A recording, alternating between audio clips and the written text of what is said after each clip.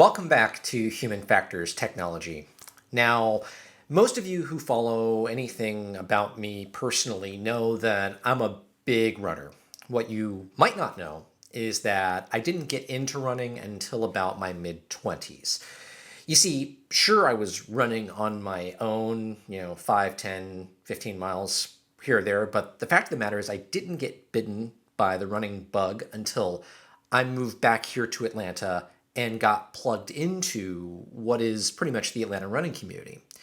Today, we're going to be talking about how technology plays a really big part in connecting runners across the country and turns what is largely a solo sport into a global community. Now, in particular, we're talking about how the Atlanta Track Club is growing the sport through innovative outreach and programs. It's the second largest running community in, I think, the United States, if not the world. To help us, Natalie Cabanas, the head of marketing and technology for the ATC, joined me for an interview. And what I love about Natalie's approach is that even though the ATC is not necessarily a technology company, it's not a big data company, it's not, a huge organization. It's taken some pretty serious steps using data, insights, CRM to enable races that really have become marquee events here in Atlanta. If you've ever been to the Peachtree Road Race or the Atlanta Thanksgiving Half Marathon or any coordinated race, you'll know how you show up as thousands of individual runners, but you seem to be woven together by that community. And there are all of these pieces of technology that get you really excited to be there. It's technology that's ultimately used to help promote healthier communities. And really, what's more human than that? So I'll catch you on the other side of the interview, but really hope you enjoy it because I really did as well. And I will catch you on the other side of the interview. Natalie, thank you so much for taking the time. Do you want to introduce yourself, the ATC, and the mission? Sure. So thanks for having me here today. My name is Natalie Cabanas. I am the Director of Marketing and Communications at Atlanta Track Club. Atlanta Track Club is the second largest running organization in the United States. We are a nonprofit. We are member-based. We currently have 36,000 members, which is incredible because it's the most Atlanta Track Club members we've had since we began 60 years ago. It is our 60th anniversary this year, which is also exciting. We have a mission and vision to create an active and healthy Atlanta through running and walking. And we want to continue to motivate, inspire, and engage our community in just a healthier lifestyle. So first of all, congratulations not only on the 60th anniversary, but a successful running of the 55th annual Peachtree Road Race. This one was a little bit of a challenge, I can imagine. Yeah, definitely. For those that either were there or heard, it was a hot one, which is to be expected on July 4th in Atlanta. But nevertheless, we did what we could to keep everybody safe and hydrated. And despite the fact we had to cancel it towards the end because of the extreme heat, we still welcomed, the majority of the people through the finish line as we continued to give them, food and fluids. And interestingly enough, despite, again, us having to cancel because of how hot it was, we saw less medical cases than we did in the past. And even on race day, we always keep track of what the starting temperature is for the day. And it wasn't even one of the hottest that we've seen in previous years. Yeah. So, essentially because on July 4th, we didn't have that cloud cover at all. When people crossed the finish line and made their way through Piedmont Park, it's just when you get to be stagnant that was causing the issue. So I can tell you already that we're looking into what we can do in the future to continue to keep people cool as soon as they cross that finish line, because it is a tradition. It's a deep Atlanta tradition. As you said, it's been going on for 55 years and we have no plans to take it away from July 4th. Yeah. So if anything, we're just looking into what we can do more to keep people cool and keep people safe. I think that one of the most important things about at least running the world's largest 10K or running the organization around the 10K is the health and safety of the participants. Now, this podcast is all about human factors. It's about dealing with human behavior. And one of the big human behaviors around running is that we run to get away from our devices. As much as we love tech, we run to get away from our devices. And during a huge event like the Peachtree Road Race, can you talk a little bit about your communication strategies, some of the technologies that you employ to keep people safe and to communicate the instructions during the race? And how do you deal with that in an environment where people might not have their mobile phones?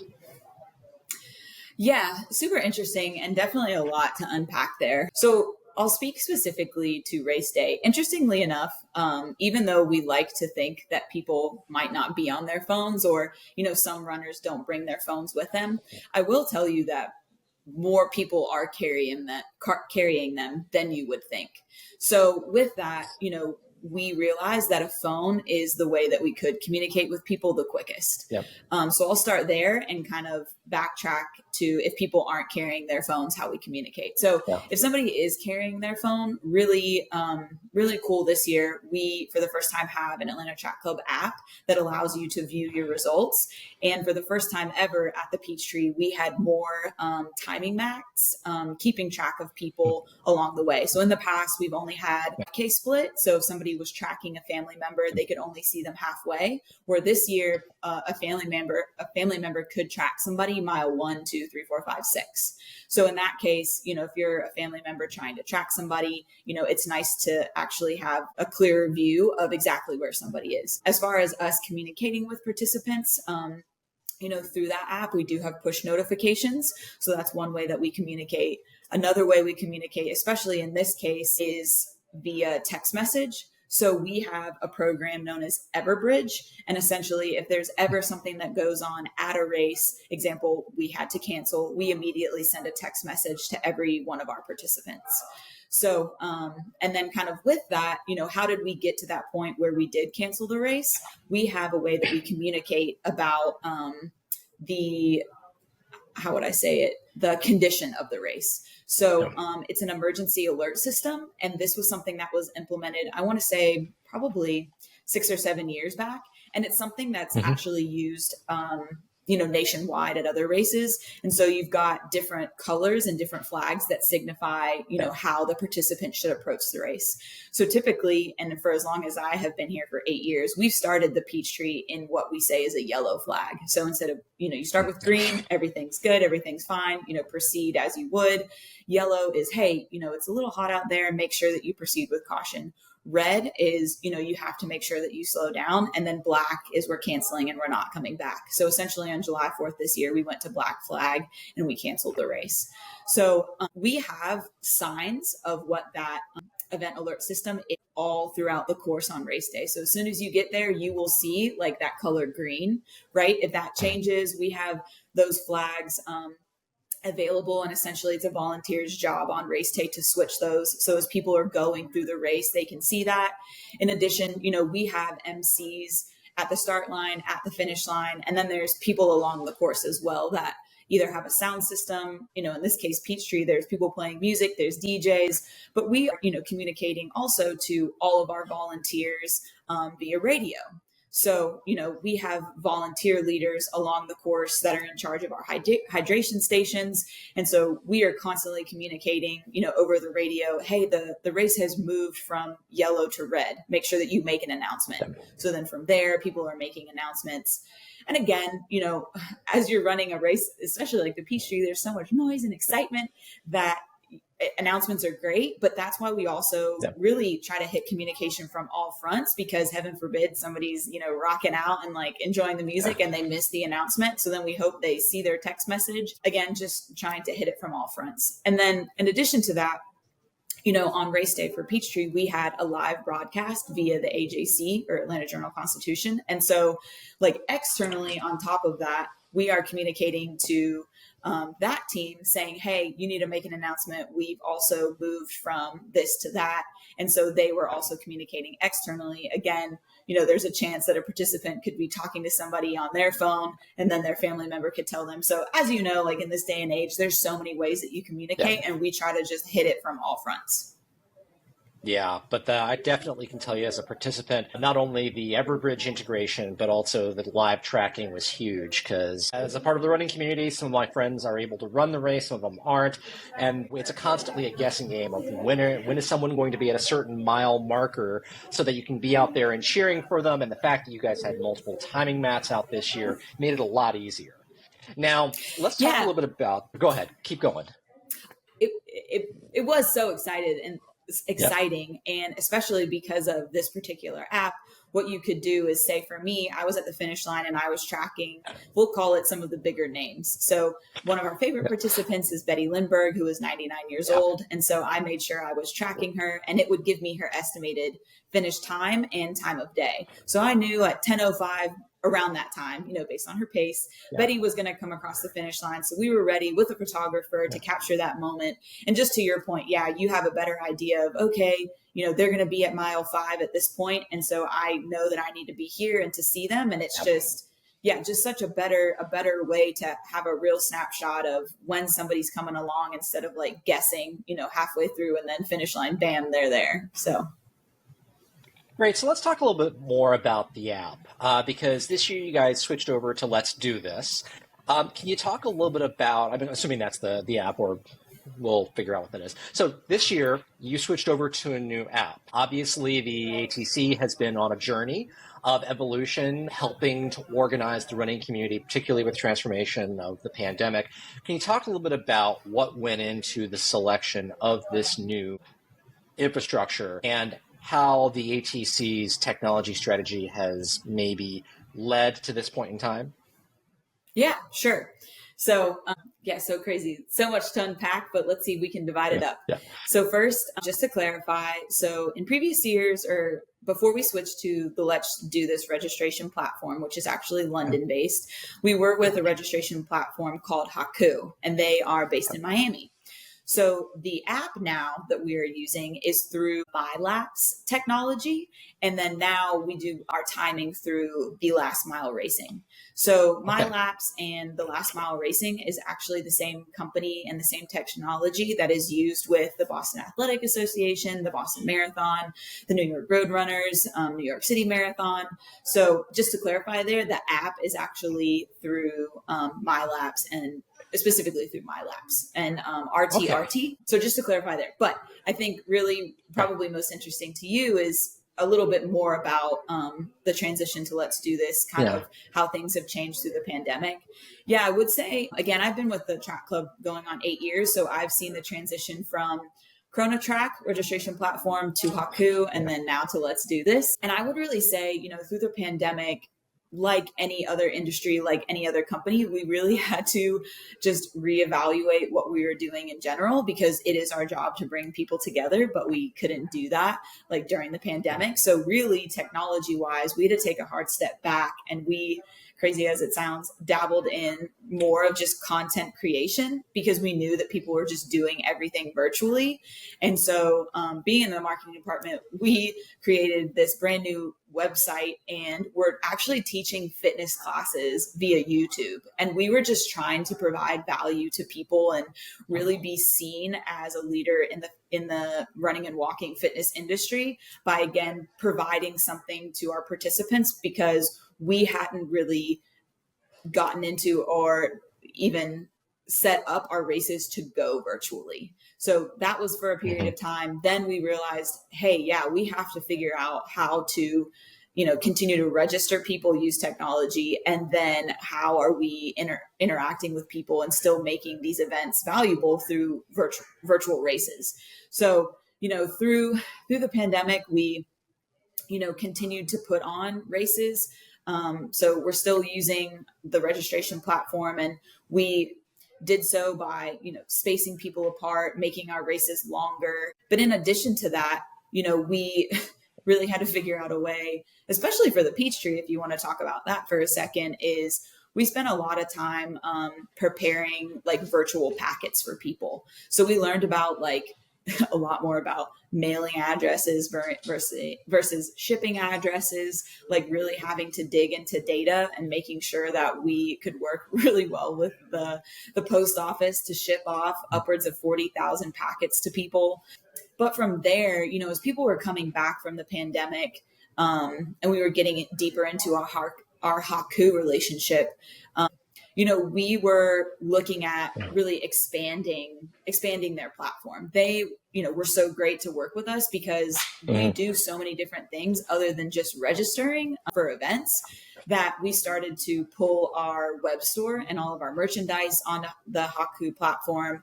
We were doing all of our email marketing. So it was for the first time that we were actually able to use a CRM, which was great because in the past, all of our data that we had essentially was in different places.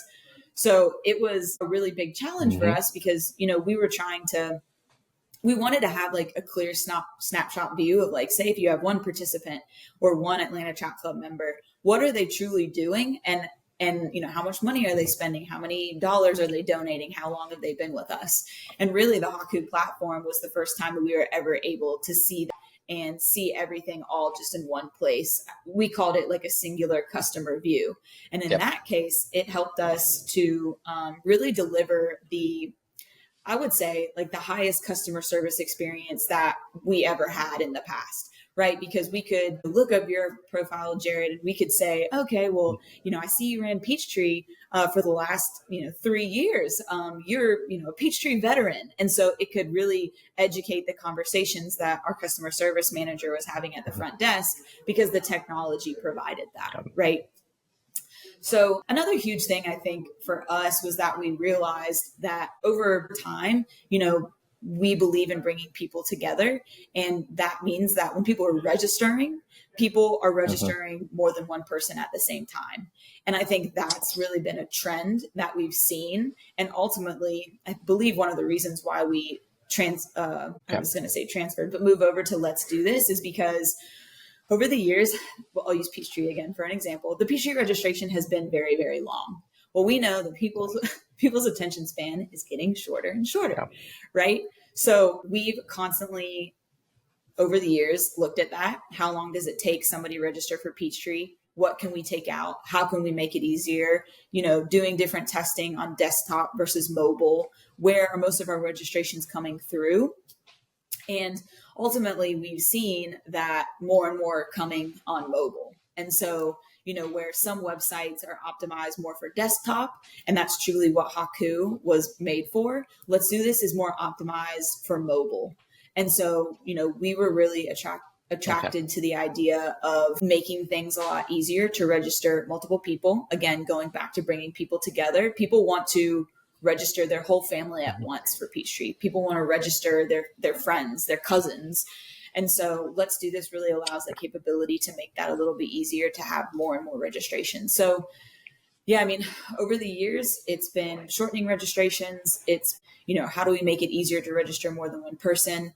And then the other really, really big piece for us has been Atlanta Track Club membership and the option to actually have renewals.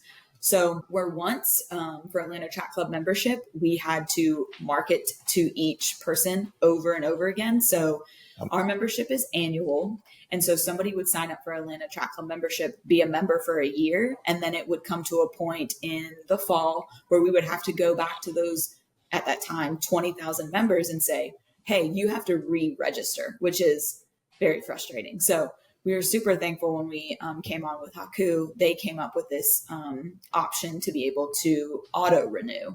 So that was really, really big for us because, just like anything else in this day and age, people are typically on a monthly membership, or ours is annual. And so that allowed us, a lot more time not having to remarket to this large group of people and hoping that we were going to get everybody back. Now people can choose, check auto renew where you're set to go for the next year. You can always opt out of it if you do not want to renew. And so that's been really a game changer for us and in the technology space. Great. So let's talk a little bit about something you just mentioned, which is making it easier, because I can imagine that, ATC is a volunteer-based organization. And if I'm correct, you're one of the few full-time individuals, right? So you rely on a lot of volunteer help. So I can imagine that part of the calculus was find something that requires less back-end Talk to us a little bit about the job behind the scenes of integrating and managing these things and how maybe this shift to this new platform is helping lighten the load. Yeah, so I'd say it's been one of the biggest challenges that we've had and continue to have is just that our data does live in various places. For Mm-hmm. instance, our volunteer base and our volunteer data is on a different platform. It does not sit within the Let's Do This platform. So, in our conversations with Let's Do This, we said, hey, we have this interest that in one day and age, we want those things to be together. It's just like, again, any other industry where you go and you find somebody that's really good in having a volunteer platform. So like we use Volunteer Local, right? And so when you go to a registration platform, let's do this, that specializes in event registrations, and you say to them, hey, now we want you to be really good at this thing. They say to us, and how they really built their business model is that they're more apt to do an integration. So that's something else that makes Let's Do This unique is that, where Haku went and built like a web store or a place where you could sell merchandise, Let's Do This says, hey, we're not the best at that, but instead we will build you an integration into Shopify, which is really great at that.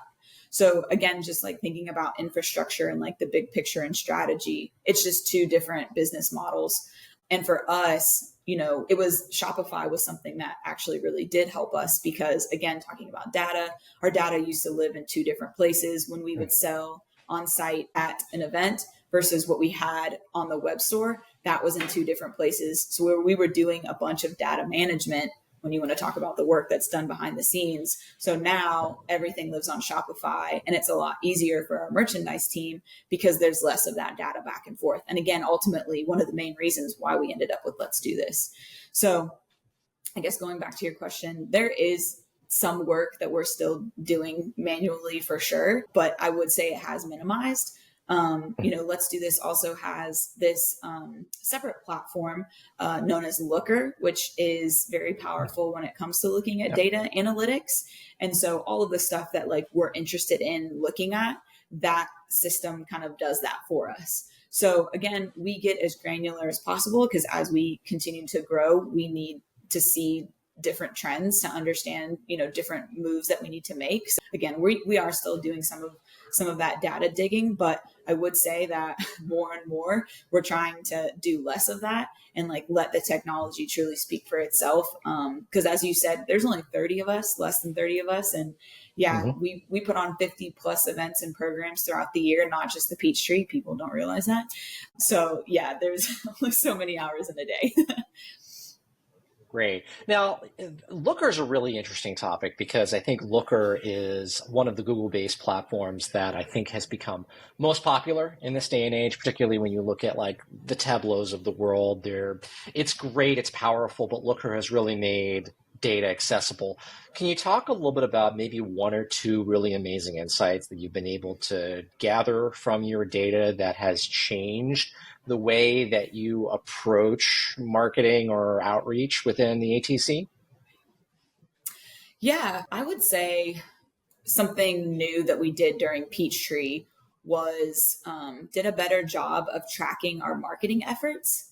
And so we worked with a handful of influencers, we'll call them social media influencers in the space, and we provided them with tracking links. So we'll call it a UTM registration tracking link. And we said, hey, we want you to organically tell your experience about the Peachtree and encourage other people, goes back to that bringing people together, encourage other people to race with you on race day. So through a period of the registration period was from March until mid-June, we were able to look at those people's links and see exactly how many conversions or how many people actually came from them. So that was something brand new for us that we had never done before. And I think it just really speaks to also just the power of people's individual storytelling, right? Like, and how powerful running truly can be because it's simply people just talking about how much fun they were having. So that was really cool because that told us, hey, we're not spending marketing dollars on ads, or not as many marketing dollars on ads. It was like,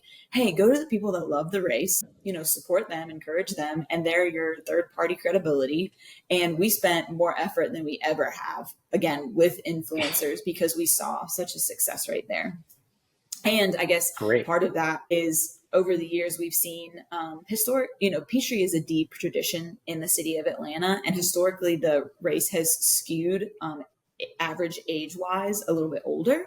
And so, as we think about the future of the running industry, we've been spending more time trying to reach a younger audience, knowing that our younger audience is on social media. The other really, really cool insight is we realize the longer we leave registration open, so the closer it is to race day, we saw that the age of people registering went from older early on because they plan ahead, and it skewed younger and younger and younger as time went on. And it was just so incredible just to see that graph. We kind of already knew that, again, talking about COVID and how trends have changed and people's behavior has changed. People are just waiting more to the last minute to do things. And so this was the longest registration period in the history of Peachtree, because again, we saw that people still have an interest in registering for the race literally the day before. So if you talk about pre-pandemic, the registration for Peachtree used to be only 8 days. Times have changed. We've had to change with the times. And so being able to see the data, and we knew that if we left it open longer, that more people would continue to register. And that's exactly what we saw.